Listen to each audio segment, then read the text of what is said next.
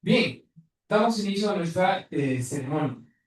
Es un gusto darles la bienvenida a este espacio de encuentro de academia, políticas públicas y cultura, dedicado a una pregunta fundamental para nuestro país. ¿Cómo se construye un Perú con menos pobreza? El día de hoy nos convoca John Cotrina, ingeniero de sistemas y especialista en preservación y desarrollo comunitario sostenible. Es becario Fulbright con maestrías en Cornell University y State University of New York, DINA. Cofundador y director ejecutivo del ISTIPACH. Lidera proyectos de alcance nacional en educación, preservación del patrimonio y turismo en los Andes del Perú. Un fuerte aplauso nuevamente, por favor, para él.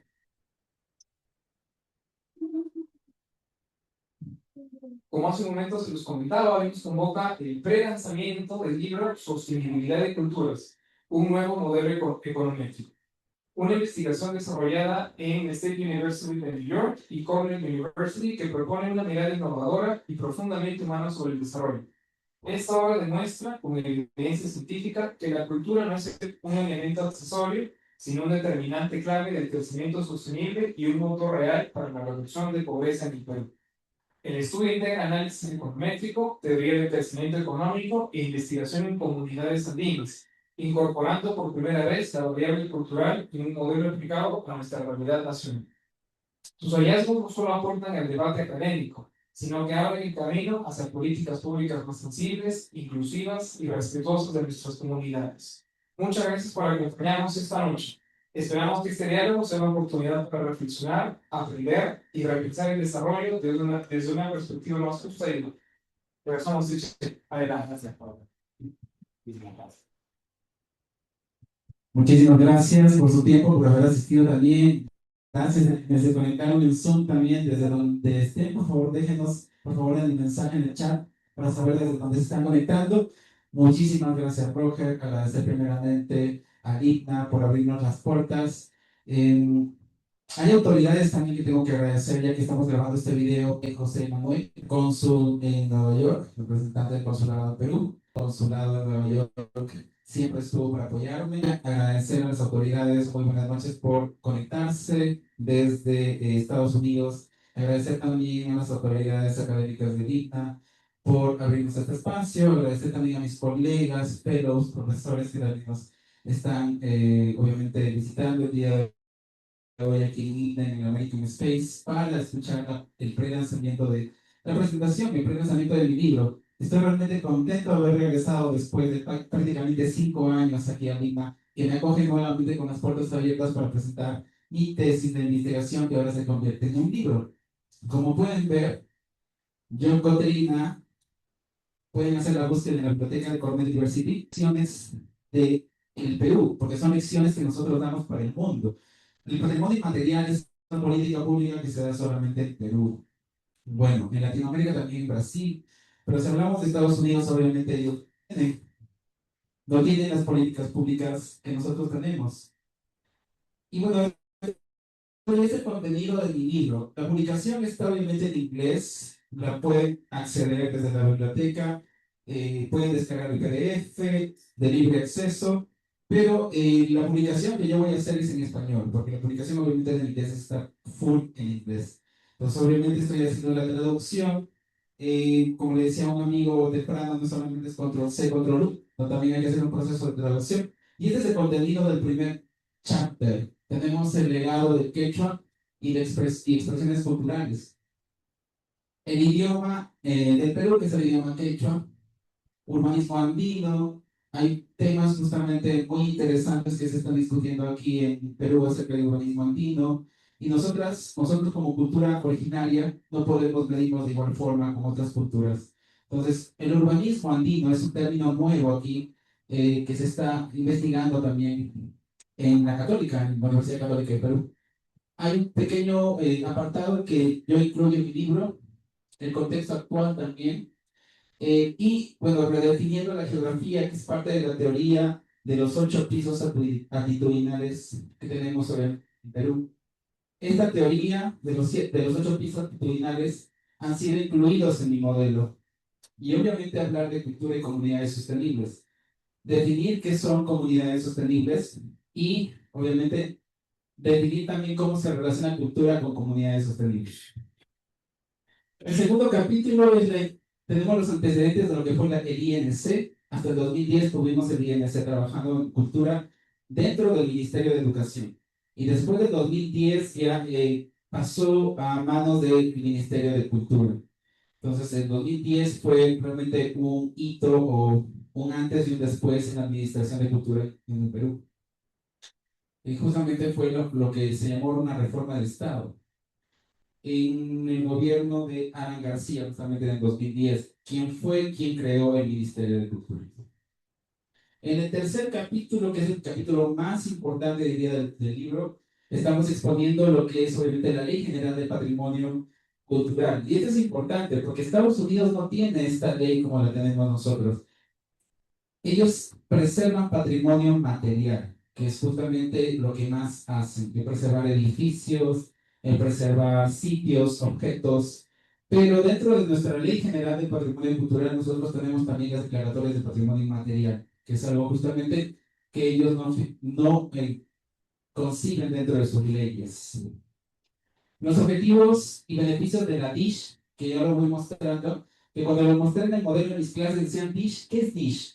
Y para nosotros DISH son declaratorias de patrimonio inmaterial, declaratorias que se han hecho desde 1986. La primera declaratoria, o el primer DISH, justamente fue el de la marinera, en el que vamos a tener el gusto de ver hoy día a las 50 al final de esta presentación.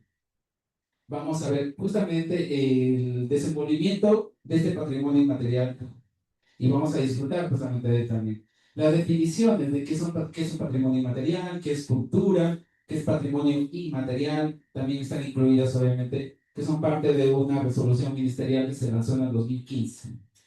Procedimiento de declaratoria. Yo diría que esto es lo más importante para nosotros. ¿Cómo declaramos? Y eso es solamente la metodología que lo tiene especificado el Ministerio de Cultura, obviamente desde el inicio con el INC. El capítulo más crazy, el capítulo más técnico, es el último capítulo. El último capítulo donde yo estoy incluyendo toda esta narrativa tan bonita y tan linda de la cultura y el patrimonio inmaterial, lo estoy incluyendo dentro de un modelo. Y el modelo, que es un modelo para reducir la pobreza monetaria, es un modelo adaptado. Este modelo adaptado simplemente cambia los signos. Ya vamos a ver en un momento justamente esta parte que es técnica, justamente, y la voy a pasar súper rápido. Porque ya en el segundo pre-lanzamiento que estoy preparando, que lo vamos a hacer en Lima, y agradecer desde ya en los comentarios justamente al señor Molina, que trabaja en la sede principal en el Ministerio de Cultura, encargado de patrimonio inmaterial. Molina también me mandó el correo que obviamente está interesado pre-lanzamiento, y vamos a hacer un pre-lanzamiento justamente en Lima también con AINI, que es la Asociación Andina de Nueva York, para poder exponerle este modelo. Bueno, dentro del modelo tengo datos del censo del 2017, que se volvió un mapa de pobreza en el 2018. Ese mapa de pobreza es mi variable más importante, porque es justamente lo que yo quiero reducir. Quiero reducir la pobreza o ver qué factores, qué variables intervienen para reducir la pobreza. Dentro de esas variables justamente tenemos educación, que es una de las variables claves, determinante para reducir la pobreza monetaria y también para mejorar el GDP per cápita o el PBI per cápita, que es justamente el dinero en nuestros bolsillos. Lo que yo he hecho es cambiar e invertir esos signos. Quiero iniciar primero mostrándoles la primera base de datos de cultura que tenemos registrada o que yo he usado también, que es justamente este diccionario quechua en español, donde tenemos estos términos como la guaconada o el guacón o huaco, que es justamente una de las primeras danzas que se declararon patrimonio inmaterial. Entonces, este diccionario contiene también gramática quechua, y justamente lo pueden ver aquí en la parte derecha. Tienen las conjugaciones justamente del quechua. Y esta es la danza que les mencionaba, la guaconada, patrimonio inmaterial, no solamente de Perú, que es lo más importante, sino también fue declarado patrimonio inmaterial de la UNESCO. Y bueno, aclaro aquí que lo más importante son las declaratorias a nivel local, y eso lo vamos a ver en un momento. Esta declaratoria, también la declaratoria que tenemos aquí en Cajamarca, que se hizo en el 2015, la declaratoria de la danza de los chunchos. Bueno, pedí permiso justamente a Jorge Lombardi para poder usar su foto. Es una foto, se ha subido al Ministerio de Cultura. En la página oficial del Ministerio de Cultura ustedes tienen justamente una base de datos, ya vamos a ver en un momento, de las declaratorias que la han cambiado recientemente. Porque antes era súper interesante poder ver cada declaratoria y ver las fotos que tenías en cada declaratoria. Tenías un sinfín de fotos de buena calidad, como esta foto justamente del patrimonio cultural en Cajamarca, uno de ellos. Y bueno, tenemos más patrimonio declarado. O sea, justamente estas fotos, esta es una foto de la presentación que hice en el Ministerio de Cultura en la DDC. Jorge Lombardi justamente estaba sentado en primera fila. Jorge también sabe de esta presentación. También le he pedido permiso para usar su material. Y bueno, el material que yo exponía ahí eran fotos justamente de esta página que les menciono, repositorio de fotos de patrimonio inmaterial, un archivo en la web. Entonces podíamos bajar las fotos y estas fotos son las que voy a incluir dentro del libro. Son fotos de 444 declaratorias. No todas se van a poder incluir dentro del libro, son 444.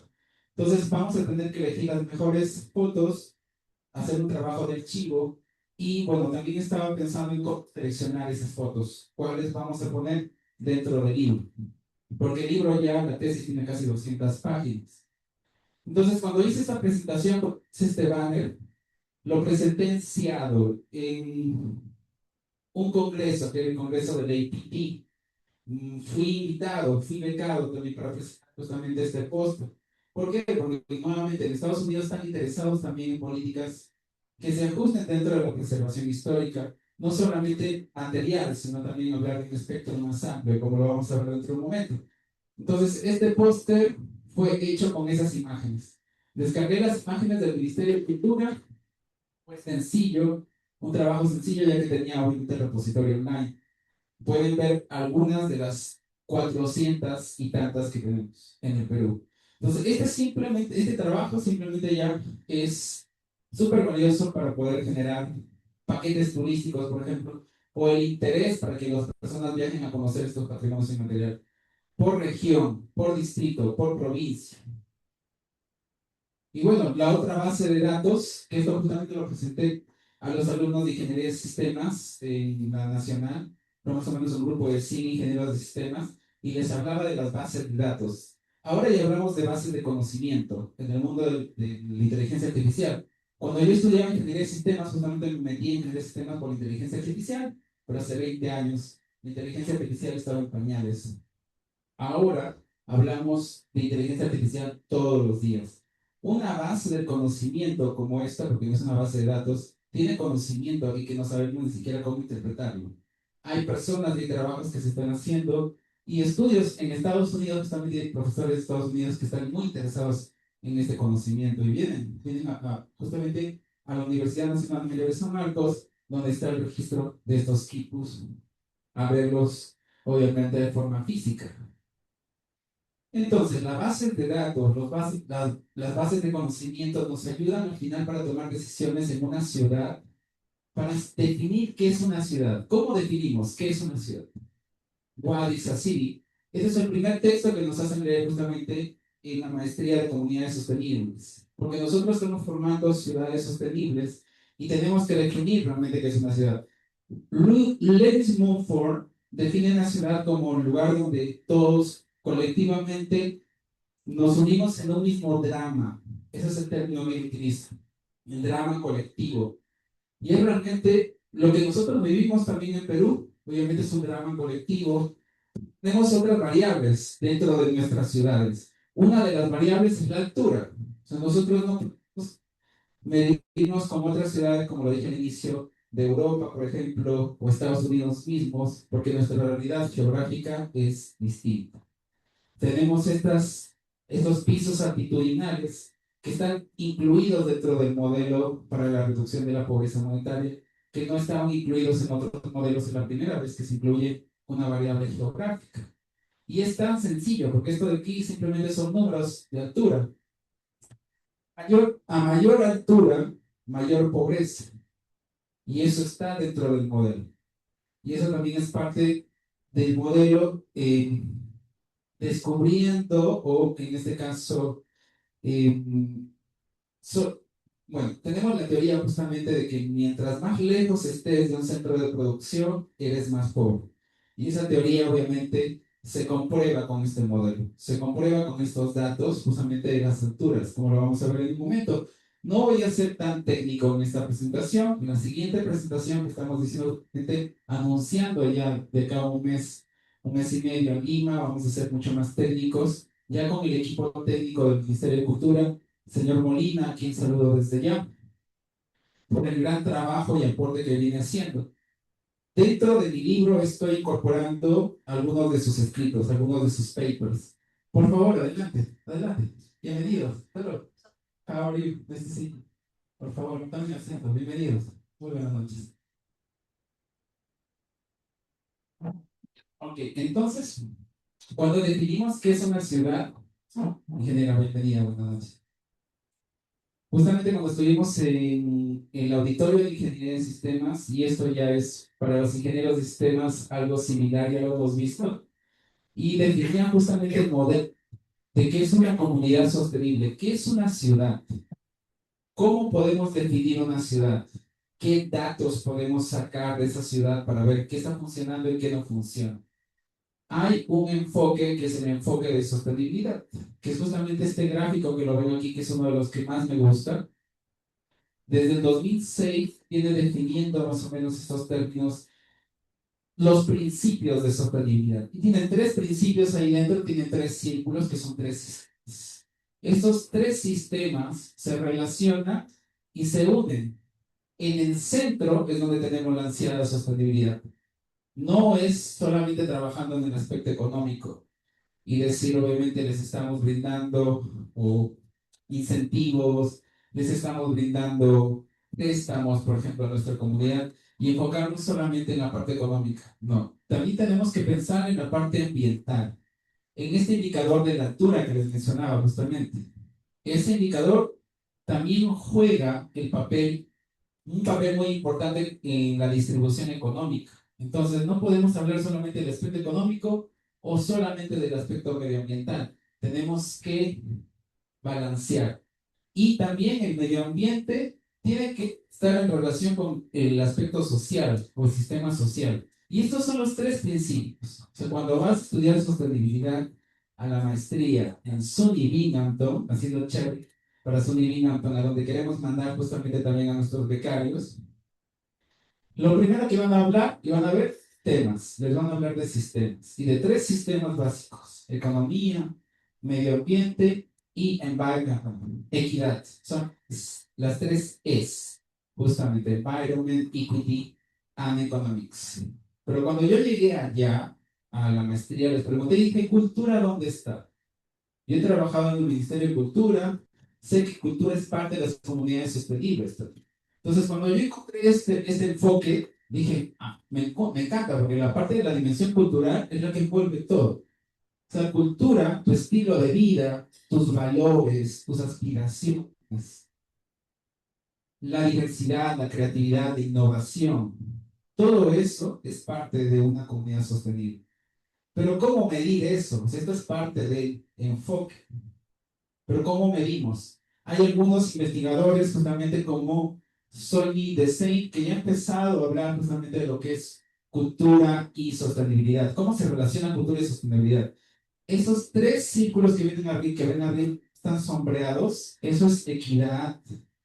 No solamente ser iguales, sino ser equitativos. Dar a los que tienen menos más. Eso es ser equidad, ser equitativos. Y justamente la equidad, el medio ambiente que hablamos y la economía se pueden relacionar con cultura como la cuarta pata de la mesa. Puede ser también cultura la que hace que se comuniquen las otras tres. Pero la que más me gusta y la que vimos anteriormente es parecida a esta de 2006, es la última, en la que menciona que cultura es sostenibilidad. Que cultura es un sinónimo de sostenibilidad y obviamente no podemos excluirlo. ¿Y cómo medimos ello? Y es justamente donde empiezo yo a buscar datos de cultura.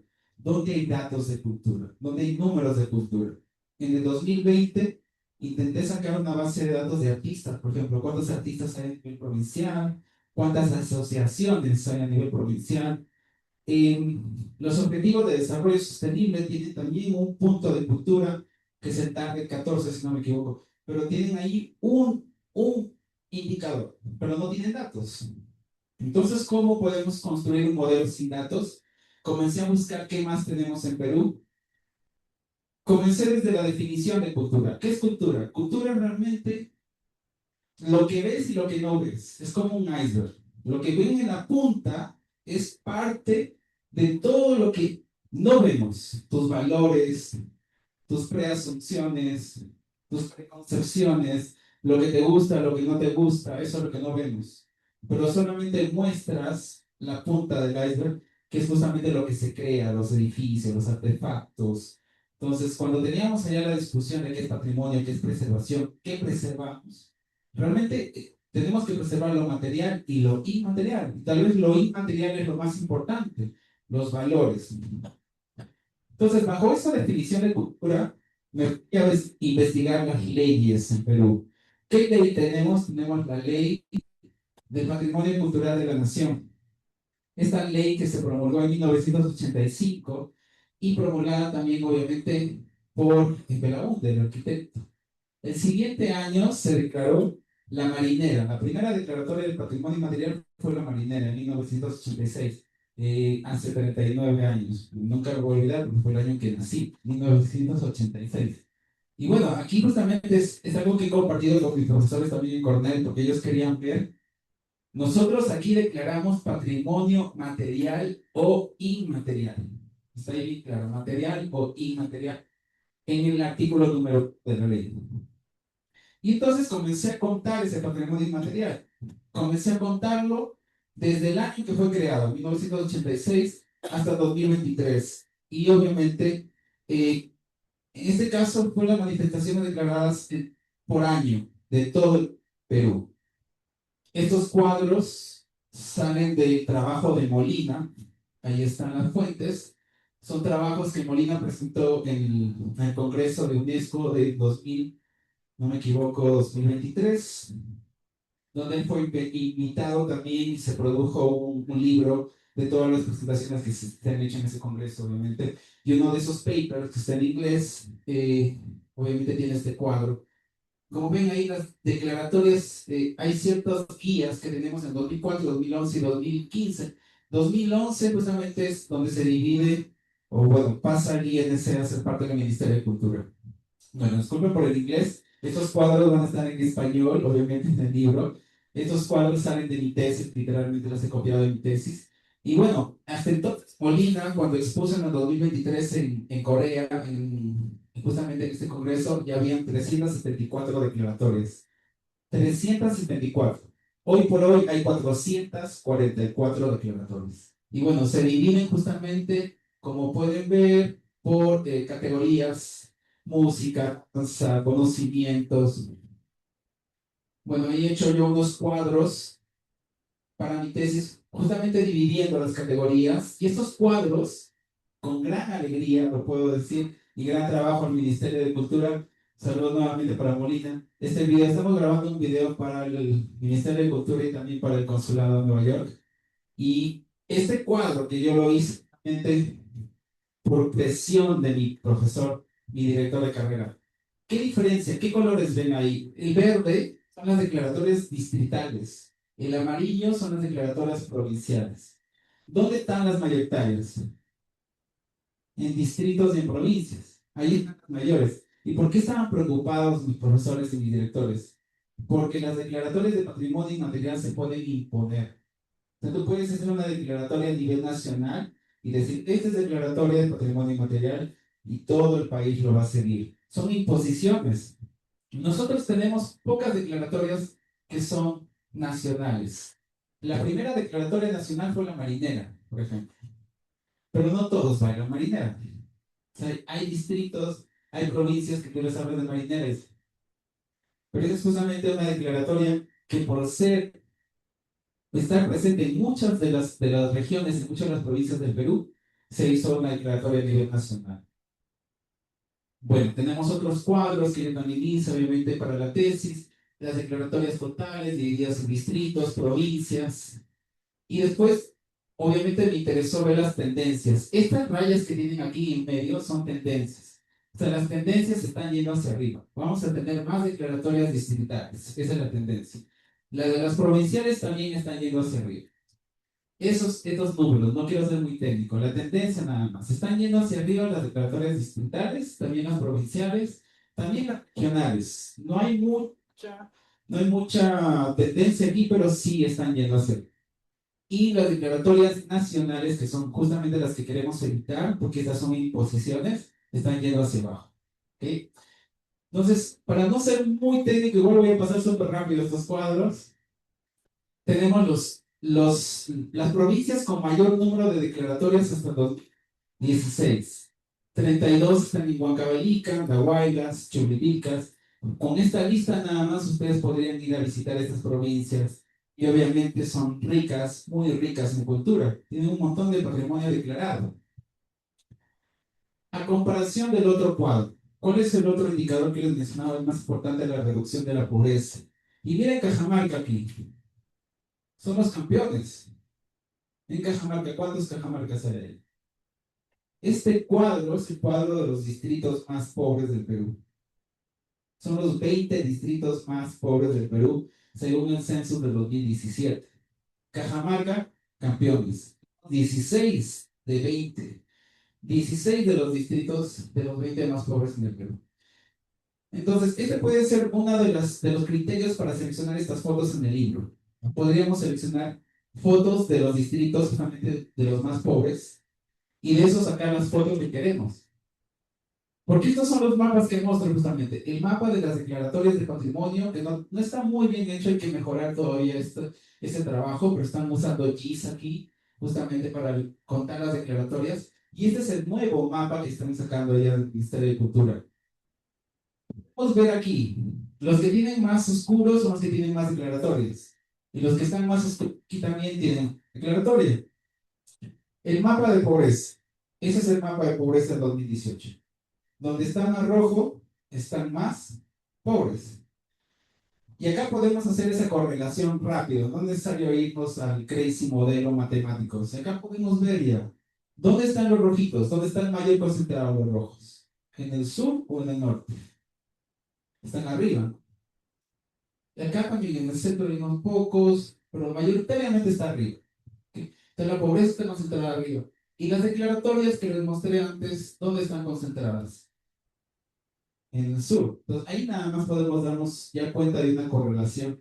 Pero no es necesario solamente ver los mapas, sino tenemos que poner los datos dentro de un programa estadístico para poder ver el modelo.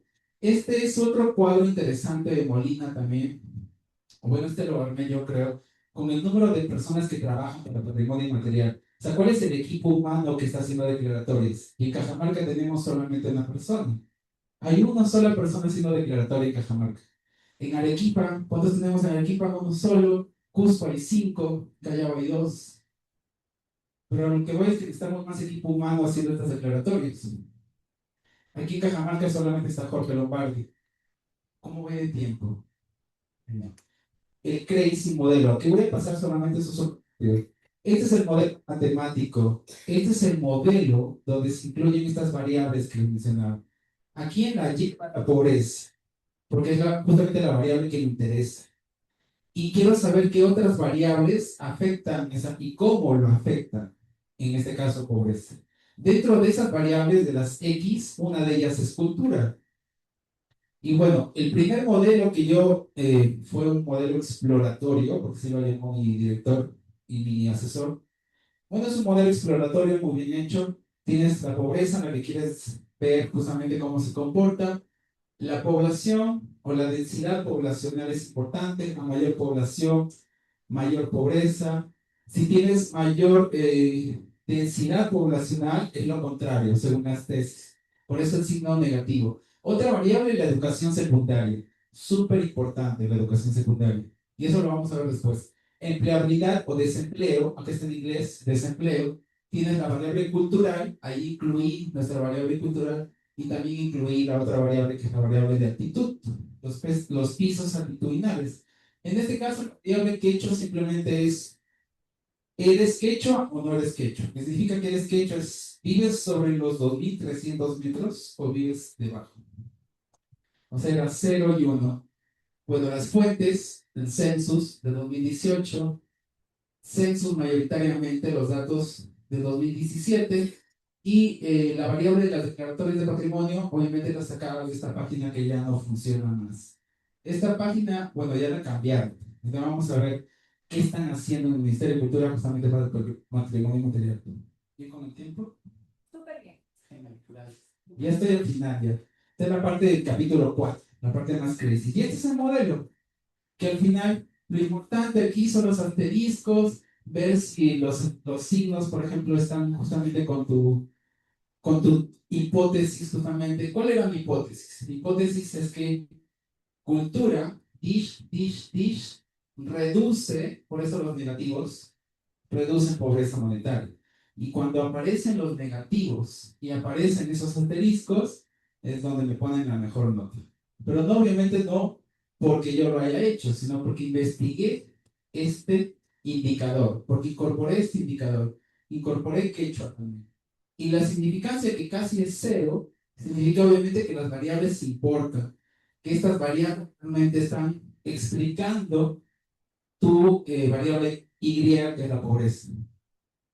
El segundo modelo, que es un modelo un poco más complejo, y con esto yo termino también, incluye dos variables más: expectativa de vida y cuántos niños pueden tener, obviamente, eh, una familia, birth rate.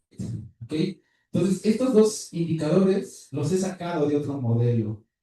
Los he sacado del modelo de Barro, que justamente hizo este modelo. Obviamente no estaba cultura, no estaba tampoco quechua, ninguno de estos dos, pero sí estaban las otras variables.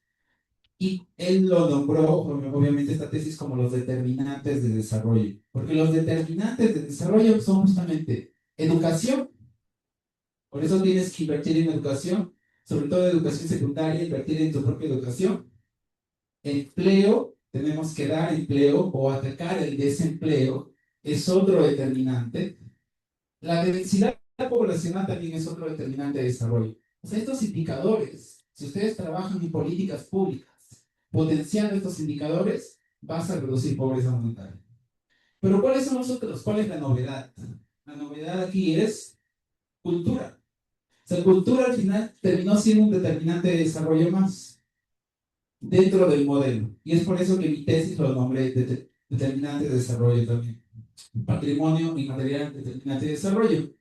Lo que sí tengo que aclarar aquí en este modelo, que igual es significante, tiene los signos negativos en las variables que yo quiero. Por ejemplo, en cultura, que es este DISH de 2010, ya es negativo. Y los números son similares. Por ejemplo, 0.14, 0.13 en expectativa de vida.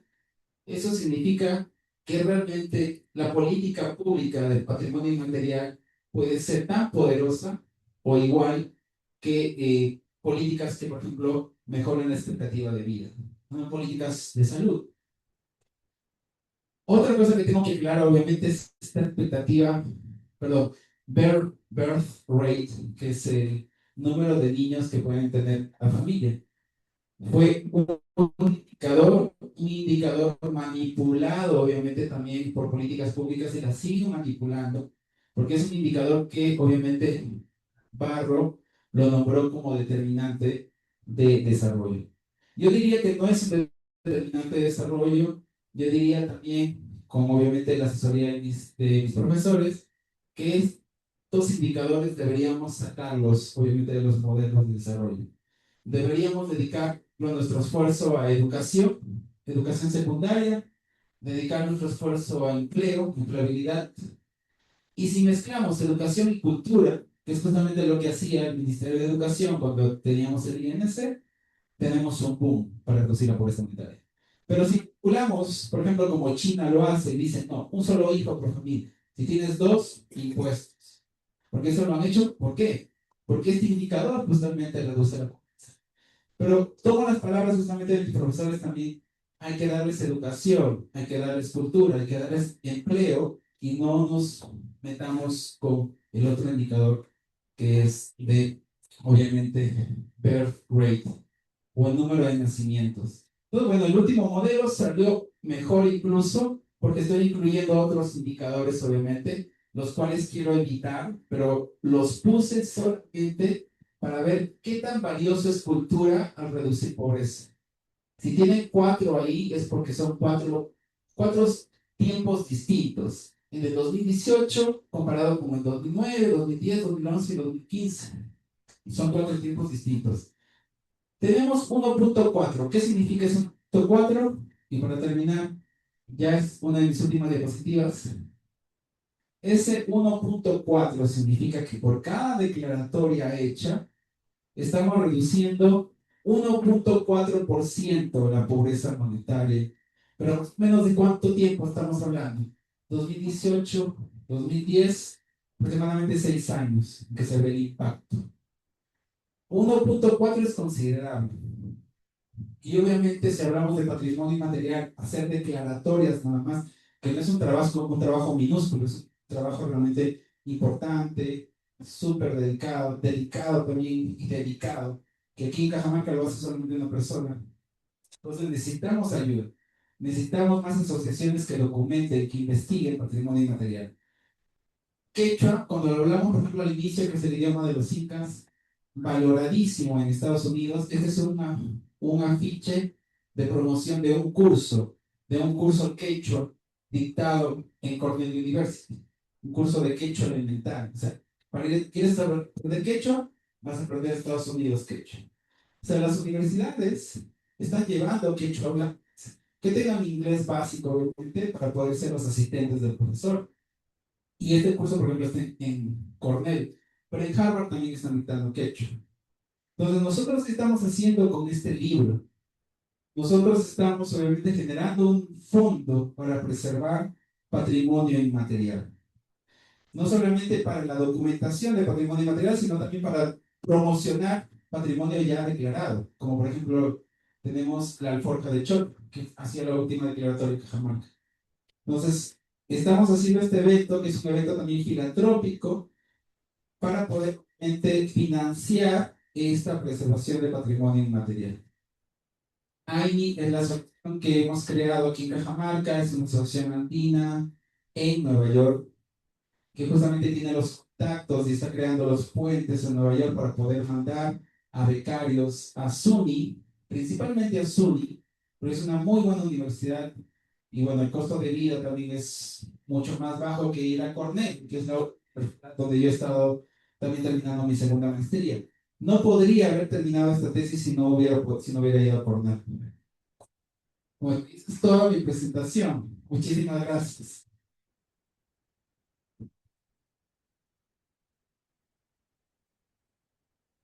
Agradecemos mucho la presentación que nos ha hecho John en relación al prelanzamiento de su libro, Sostenibilidad y Culturas. ¿Verdad? Muy bien, esperamos que hayan disfrutado de esta exposición, de este pequeño prelanzamiento. Muy bien. Y ahora, estimado público, vamos a dar pase a un bonito número de marinera, quienes nos van a deleitar con su presentación. Un momento, por favor.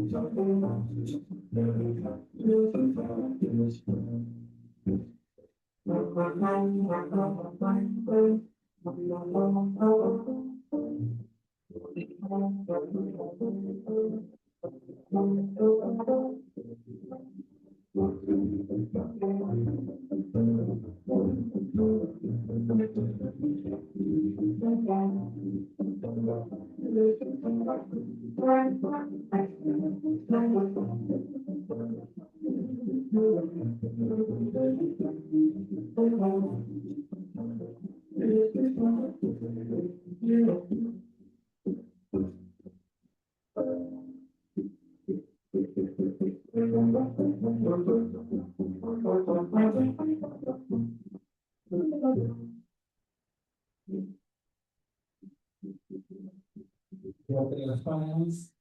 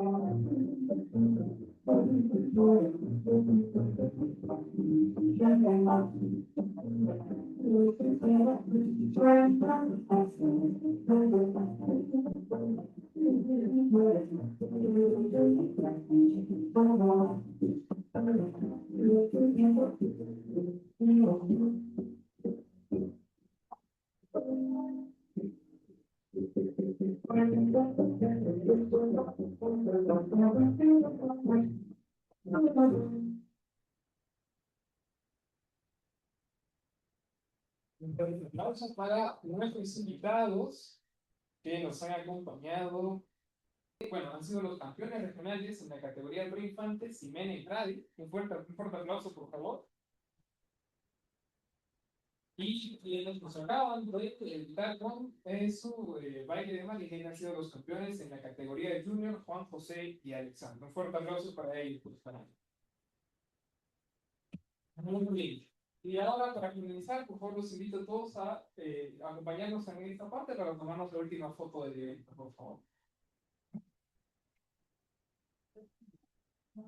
Los invitamos a pasar, por favor, para tomarnos la respectiva fotografía.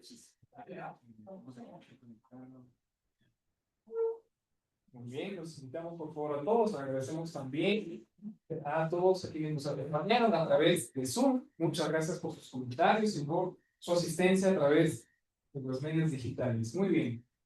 Y ahora, sí, vamos, hay que tomarnos nosotros. Nos despedimos también de los asistentes de la plataforma. Gracias por venir. Los invitamos a todos, por favor, a ir al frente.